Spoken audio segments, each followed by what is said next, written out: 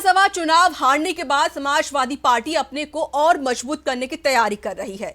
सपा को जरूर चुनाव में हार मिली हो, लेकिन सपा का सूबे में दबदबा जरूर बढ़ा है।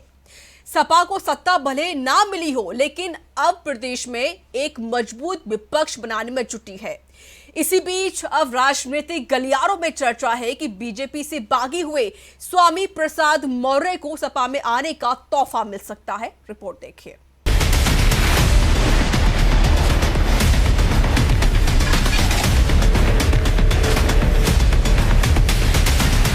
इस बार के उत्तर प्रदेश विधानसभा चुनाव में बड़ा ही उलटफेर देखने को मिला।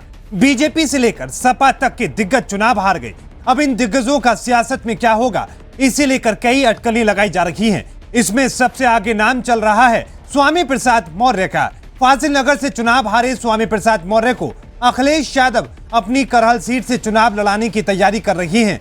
बता दें कि करहल सीट से चुनाव जीते अखिलेश यादव अपनी सीट छोड़ सकते हैं। कहा जा रहा है कि वे करहल सीट स्वामी प्रसाद मौर्य के लिए छोड़ देंगे। पार्टी नहीं चाहती कि लोकसभा में उनकी सीट कम हो।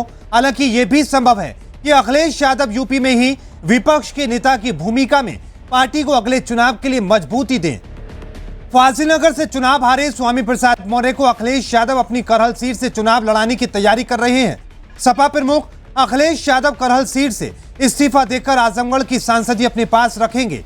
अखिलेश के इस्तीफे के बाद करहल सीट पर होने वाले उपचुनाव में स्वामी प्रसाद मौर्य को उतारा जाएगा।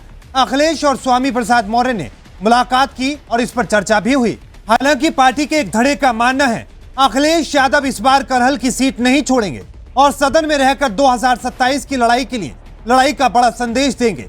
वहीं दूसरी तरफ इस बात की भी कयास लगाए जा रही है कि समाजवादी पार्टी के मुखिया अपनी सीट स्वामी प्रसाद मौर्य के लिए छोड़कर गैर यादव ओबीसी को बड़ा संदेश देंगे, ताकि 2024 के लोकसभा चुनाव में पार्टी अपने गैर यादव ओबीसी की नई केमिस्ट्री को धार दे सके। यूपी में देखा जाए तो मौर्य समाज की आबादी पिछड़ों में यादव और कुर्मी के बाद तीसरे नंबर पर मानी जाती है।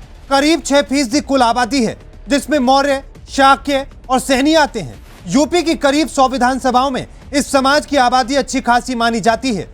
स्वामी प्रसाद मौर्य का प्रभाव पूर्वांचल से लेकर अवध तक है। बदायूं में भी मौर्य समाज की ठीक ठाक आबादी है, जहां से संघमित्रा मौर्य सांसद हैं। अखिलेश यादव की कोशिश है कि स्वामी प्रसाद मौर्य को विधानसभा में भेजकर उनके अनुभव का लाभ लें और साथ ही लोकसभा चुनाव में भी उनकी मदद ली जा सके। फिलहाल एसपी की तरफ से इस बारे में कोई आधिकारिक तौर पर बयान नहीं दिया गया। आपको बता दें कि 21 मार्च को समाजवादी पार्टी के विधायक दल की बैठक है और उसमें विधायक दल का नेता भी चुना जाना है। मगर क्या स्वामी प्रसाद मौर्य करहल से चुनाव लड़ेंगे, इस सवाल पर पार्टी के भीतर लोग चर्चा तो कर रहे हैं, लेकिन खुलकर बोलने को कोई तैयार नहीं। Bureau report, R9 news.